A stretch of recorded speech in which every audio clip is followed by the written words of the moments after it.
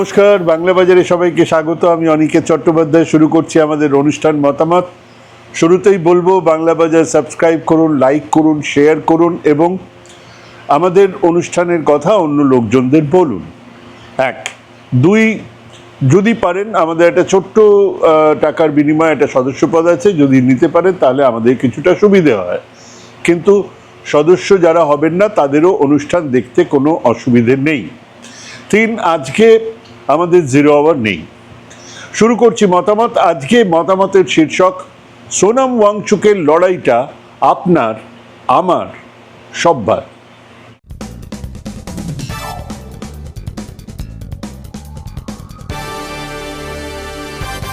21 দিনের মাথায় সোনাম ওয়াংচুকের অনশন জোর করে ভাঙানো হলো, তুলে নিয়ে গিয়ে হাসপাতালে ভর্তি করানো হলো। এরকম এক অসংবেদনশীল সরকারের বিরুদ্ধে অনশন করে মরে যাওয়ার থেকে তবু ভালো, কারণ মানুষ দেখলেন সরকার ডায়ালগ চায় না, সরকার কথাই বলতে চায় না। না, এর আগে এমনটা আমরা দেখিনি। আমরা বারবার দেশের রাষ্ট্রনায়কদের দেখেছি এরকম আন্দোলনের এক চূড়ান্ত মুহূর্তে শেষমেশ আলাপ আলোচনার পথ বেছে নিতে। কিন্তু এই গোটা ডিসকোর্সটাকে অন্য পথে নিয়ে যাবার এক প্রাণান্তকর চেষ্টা চলছে। মিস্টার ক্লিন আমির খান 3 ইডিয়টসের শুটিংয়ের জন্য প্রথমে সোনাম ওয়াংচুকের স্কুলেই গিয়েছিলেন, না জেনেই গিয়েছিলেন, সেটা আমাদের বিশ্বাস করতেই হবে। তারপর সেখানে শুটিংয়ের পারমিশন না পেয়ে পাশের একটা স্কুলে গিয়ে শুটিং করলেন। জানা যাচ্ছে সেই স্কুলের ডিজাইনও নাকি সোনাম ওয়াংচুকেরই করা।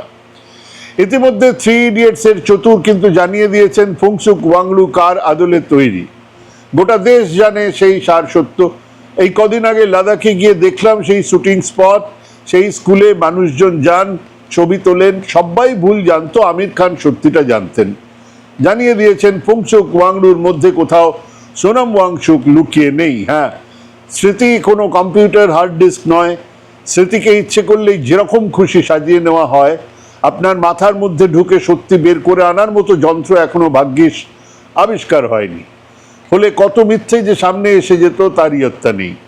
সে যাই হোক, এমন এক দেশজোড়া আন্দোলনের বিরোধিতা এক ব্যাপার, কিন্তু গা বাঁচিয়ে পাশ কাটিয়ে যাওয়া আমাদের মনে থাকবে মিস্টার ক্লিন। জেনে রাখুন, মানুষের স্মৃতি, পাবলিক মেমোরি ক্ষণে ক্ষণে বদলে যায় না। সে যাক, মানুষটা 20 দিন কিছু খাননি, মানুষটা লড়ে যাচ্ছিলেন। গতকাল জানিয়েছিলেন অন্তত 20 তারিখ সংসদ অভিযান পর্যন্ত তো বেঁচে থাকবই। গা শিউরে উঠেছিল এত অবলীলায় নিজের মৃত্যুকে নিয়ে তামাশা করতে দেখে। কিন্তু তিনি কেন অনশনে বসেছিলেন, কোন দাবি নিয়ে বসেছিলেন? এমনিতে সামনে যে দাবি আছে তা অনেকেরই জানা। গত 5 বছরে 59টা পরীক্ষার প্রশ্নপত্র লিক হয়েছে। সেগুলোর কোনোটা ডাক্তার হবার প্রবেশিকা পরীক্ষার, কোনোটা ইঞ্জিনিয়ার হবার, কোনোটা চাকরির। অর্থাৎ হাতে কাঁড়ি কাঁড়ি টাকা থাকলেই আপনি ডাক্তার হতে পারেন, ইঞ্জিনিয়ার হতে পারেন, দেশের সর্বোচ্চ গুরুত্বপূর্ণ চাকরির পরীক্ষাতে এগিয়ে থাকতে পারেন। এটা চলছে। আর প্রতিবার কমিটি তৈরি হচ্ছে, যাঁচ কমিটি, তদন্ত কমিটি। রাঘব বোয়ালেরা কেউ ধরা পড়ছে না। সবচেয়ে গুরুত্বপূর্ণ যেটা, সেটাও মাথায় রাখুন, 59টা পরীক্ষার প্রশ্নপত্র লিক হয়েছে তা জানা গেছে, বিভিন্ন কারণে তা বেরিয়ে এসেছে। কিন্তু যা জানা যায়নি, মানে হিমশৈলের সেই অংশটা যা জলের নিচে থেকে গেছে, তার সংখ্যা কত? সেই নিয়োগ আর ভর্তির দায় কে নেবে? ইতিমধ্যে 20 জনের বেশি ছাত্রছাত্রী আত্মহত্যা করেছে হতাশায়, ক্ষোভে, রাগে। দরিদ্র বাবা মার জমি বিক্রি করা টাকায় টিউশনি নিয়ে পরীক্ষায় বসার পরে জানতে পারলো পরীক্ষা বাতিল। কবে হবে জানা নেই। আবার টিউশনি জারি রাখতে হবে, টাকা কোথায়? সব মিলিয়ে একরাশ হতাশা আর শেষে আত্মহনন। ভারতের শিক্ষা ব্যবস্থার দিকে তাকিয়ে দেখুন। একদিকে প্রাইভেট কলেজ, বিশ্ববিদ্যালয়, মেডিকেল কলেজ, ইঞ্জিনিয়ারিং কলেজ, অন্যদিকে ক্রমশ ধুঁকতে থাকা সরকারি কলেজ, বিশ্ববিদ্যালয়। সরকারের দায় নেই দেশের শিক্ষা ব্যবস্থার। প্রধানমন্ত্রী বুক ঠুকে বলেছিলেন আমরা নাকি 3য় বৃহত্তম অর্থনীতি হবার মুখে দাঁড়িয়ে আছি। বাস্তবটা হলো, গোটা পৃথিবীতে 100টা বিশ্ববিদ্যালয়ের তালিকায় আমাদের দেশের একটা বিশ্ববিদ্যালয়ের নাম নেই। চীনের 5টা বিশ্ববিদ্যালয়ের নাম এই তালিকাতে আছে। ভারতের আইআইটি দিল্লি 123 নম্বরে আছে, যা 1958তে স্থাপিত হয়েছিল। আইআইটি মুম্বাই 129 নম্বরে আছে, যা 1949 সালে স্থাপিত হয়েছিল। আইআইটি মাদ্রাস 180তে আছে, 1961 সালে স্থাপিত হয়েছিল। অর্থাৎ 200 নম্বরেও যে তিনটে ইনস্টিটিউশন, যে তিনটে প্রতিষ্ঠানের নাম আছে, প্রত্যেকটাই নেহেরুর সময়ে গড়ে ওঠা প্রতিষ্ঠান। বিশ্বগুরু, বিশ্বের শ্রেষ্ঠ হবার কথা বলছেন, অথচ এই 12 বছরে সরকার একটা বিশ্বমানের শিক্ষা প্রতিষ্ঠান গড়ে তুলতে পারল না। কিন্তু সোনাম ওয়াংচুক বা জেনজিদের এই ককরোচ পার্টির অনশন অবস্থান, প্রতিবাদ কি শুধু তার জন্য? না, এক অত্যন্ত দ্রুত ক্ষয়ে যাওয়া গণতান্ত্রিক পরিবেশে প্রতিটা অন্যায়ের বিরুদ্ধেই এক সোচ্চার আন্দোলন হয়ে উঠেছে এই অনশন। আলোচনা না করে, সমাধানের রাস্তা না খুঁজে, জোর করে সেই অনশন ভেঙে সেই আন্দোলনকে আরো বড় চেহারাতে নিয়ে যেতে উস্কানি দিল সরকার প্রশাসন। সে আন্দোলন ক্রমশ প্রতিটা ইস্যুকে জুড়ে নিতে থাকবে, এক স্নোবল এফেক্ট তৈরি করবে আগামী দিনে। হ্যাঁ, গাজা স্ট্রিপে ইসরায়েলের বোমায় শিশু মৃত্যু থেকে আন্দামান নিকোবরের বাস্তুতন্ত্র ভেঙে খান করে করাটা বাদ পড়বে না দেশের অর্থনীতির এই খাস্তা অবস্থার ভুক্তভোগী মানুষের দুর্দশার কথা, বেকারত্বের কথা, মূল্যবৃদ্ধির কথা, এমএসএমইগুলোর বন্ধ হয়ে যাবার কথা, বাণিজ্য ঘাটতির কথা। বাদ পড়তেই পারে না এক অভূতপূর্ব আর্থিক বৈষম্যের কথা, যেখানে দেশের 1% মাত্র 1% মানুষের হাতে জমা হয়ে যায় দেশের 40% সম্পদ। বাদ তো পড়বেই না দেশ জুড়ে মন্দিরগুলোতে চলতে থাকা লুটমারের খবরগুলো। হ্যাঁ, সোনাম ওয়াংচুক বা জেনজির প্রতিবাদ, দেশ জুড়ে বিরোধী দলের প্রতিবাদ আসলে এই সমস্ত ইস্যুকে ঘিরেই। আর সেই জন্যই সরকারের এই ভয় আমরা দেখলাম। এমনিতে যদি এটা ওই কেবল প্রশ্নপত্র লিক ইত্যাদির মধ্যেই সীমিত থাকতো, অ্যাটলিস্ট সেটাই যদি সরকার মনে করতেন, তাহলে একটা ডায়লগ তারা শুরু করতেন, কথাবার্তা শুরু করতেন। কারণ সোনাম ওয়াংচুকের অনশন বা জেনজিদের ককরোচ পার্টির এই আন্দোলন তো সেই রাজনৈতিক আলোড়ন ফেলতে পারেনি।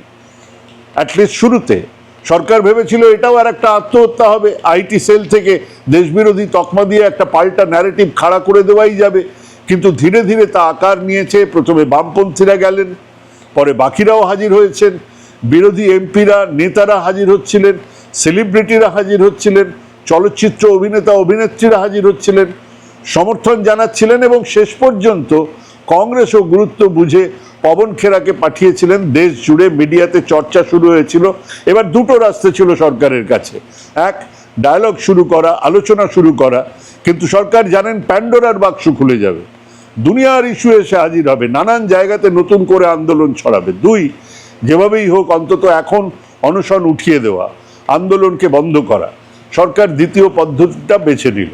মানুষ দেখলো, সাত সকালে পুলিশ দিয়ে সোনাম ওয়াংচুককে হাসপাতালে নিয়ে যাওয়া হলো, যাতে করে 20 তারিখে সংসদ অভিযানকে খানিক হলেও কমজোর করা যায়। আমাদের প্রধানমন্ত্রী বিদেশ যাচ্ছেন, বলছেন এটা যুদ্ধের সময় নয়, যুদ্ধ করে সমস্যার সমাধান হবে না, আসুন আলোচনার টেবিলে বসুন, আলোচনার টেবিলেই সমস্যা মেটানো সম্ভব। হ্যাঁ, তিনি বিশ্বের সামনে এই কথাগুলো বলছেন, কথাগুলো একবার নয় বারবার বলছেন। আর দেশের মধ্যে একজন বিজ্ঞানী সমাজকর্মী অনশনে বসেছেন, 20 দিন পরেও তার সঙ্গে দেখা করতে এলেন না, একজন আন্ডার সেক্রেটারিকেও পাঠানো হলো না, পুলিশ দিয়ে জোর করে অনশন ভাঙানো হলো। মানে দুনিয়ায় যে নিয়ম, যে নর্মসের কথা প্রধানমন্ত্রী বলছেন, দেশের মধ্যে সেই নর্মসকে তিনি মানতে চান না। আচ্ছা, ছেড়েই দিলাম সোনাম ওয়াংচুক বা ককরোচ জনতা পার্টিকে, প্রধানমন্ত্রীকে এই ব্যাপারে মানুষের সঙ্গেও কথা বলেছেন। মানুষ তো জানতে চায় যে রাম মন্দিরে কেন চুরি হলো, কারা চুরি করলো। প্রধানমন্ত্রী ভিত্তিপ্রস্তর স্থাপন করেছেন, প্রধানমন্ত্রী মন্দির উদ্বোধন করেছেন, নাকি মূর্তিতে প্রাণ প্রতিষ্ঠাও করেছেন। সেই মন্দিরে চুরি হচ্ছে, কোটি কোটি ভক্তদের তিনি একটাও কথা বলবেন না। দেশের মধ্যে অঘোষিত যুদ্ধ চলছে, সমস্ত অস্ত্র ব্যবহার হচ্ছে যা এক সময় শত্রুদের বিরুদ্ধে ব্যবহার করার কথা হতো। সাম দান দণ্ড ভেদ সব, ইডি পাঠাও, না হলে কিনে নাও, না হলে ভয় দেখাও, না হলে প্যাচে ফেলে, যেভাবে হোক 2/3 সংখ্যাগরিষ্ঠতা জোগাড় করে সংবিধানটাকে বদলে দাও। তাকিয়ে দেখুন কি হচ্ছে। প্রতিটা ক্ষেত্রে যে সত্যিগুলো বেরিয়ে আসছে তার দায় কে নেবে? একটা জায়গাতেও ঠিক করে বলা হচ্ছে পেপার লিক হয়েছে, কেউ অস্বীকার করছে না, কিন্তু কে দায়ী, কার দায়িত্ব ছিল, তাকে কি শাস্তি দেওয়া হলো, কেউ জানে না। প্লেন, রেল, রাস্তার দুর্ঘটনা ঘটেই যাচ্ছে, দায়ী কে? কেউ দায়ী নয়। মাত্র কদিন আগে উড়িষ্যার সেই বিভৎস রেল দুর্ঘটনা, বলা হলো দোষীদের খুঁজে বার করা হবে, কেউ কি জানেন দোষীকে? ইন্ডিয়ান এয়ারলাইন্সের দুর্ঘটনার জন্য দায়ী কে, কারা জানেন? কেউ জানেন? দেশের অর্থনীতির এই হাল কেন? কেন প্রতিদিন বৈষম্য বাড়ছে? কেন দেশের 1% মানুষের হাতে 40% সম্পদ থাকবে? কার জন্য, কাদের জন্য এরকম হচ্ছে? দায়ী কে? কেউ জানেন না। রোজ এধারে একটা ওধারে একটা করে ব্রিজ ভাঙছে, রাস্তা ভাঙছে, দায়ী কে? কেউ জানে না। মানে একটা দেশ চলছে, একটা দল চালানোর দায়িত্বে আছে, তারা নিজেদের মতো এক উন্নয়ন আর বিকাশের গল্প বলছে, কিন্তু কেউ বলছে না যে গত 2 বছর ধরে কেন মণিপুর জ্বলছে, কার রেসপন্সিবিলিটি? হ্যাঁ, সেখানেই একটা বিরাট প্রশ্ন তৈরি করে দিচ্ছে এই সোনাম ওয়াংচুকের অনশন, জেনজির এই আন্দোলন। কাজেই তাকে চুপ করিয়ে দেওয়াটা খুব জরুরি ছিল। অনেকেই জানেন গল্পটা, তবুও আবার বলি। এক অত্যাচারী রাজা ছিল, এক জাদুকর তাকে একটা আয়না দিল এই বলে যে এই আয়নাতে নিজের স্বরূপ দেখা যায়। রাজা নিজেকে সেই আয়নায় দেখে চমকে উঠলেন, এক দানবকে দেখলেন। সেখানে জাদুকরকে জেলে পুরলেন আর আয়নাটাকে ছুঁড়ে ভাঙলেন। আয়নাটা 100টা টুকরো হয়ে গেল। কিন্তু রাজা অবাক হয়ে দেখলেন এবারে 100টা ভাঙা আয়নার টুকরোতে সেই দানবকে দেখা যাচ্ছে, 100টা দানব দেখা যাচ্ছে। হ্যাঁ, একটা আন্দোলনকে ভেঙে নিজের চেহারাকে লুকাতে পারবে না সরকার। মানুষ আরো বড় আন্দোলনে নামবে। দেশ এক বাঁকের মুখে দাঁড়িয়ে। ভাবুন, ভাবুন, ভাবতে থাকুন। ভাবাটা খুব জরুরি। ভাবা প্র্যাকটিস করুন। ভালো থাকবেন, সুস্থ থাকবেন। আজকে এখানেই শেষ করছি। নমস্কার।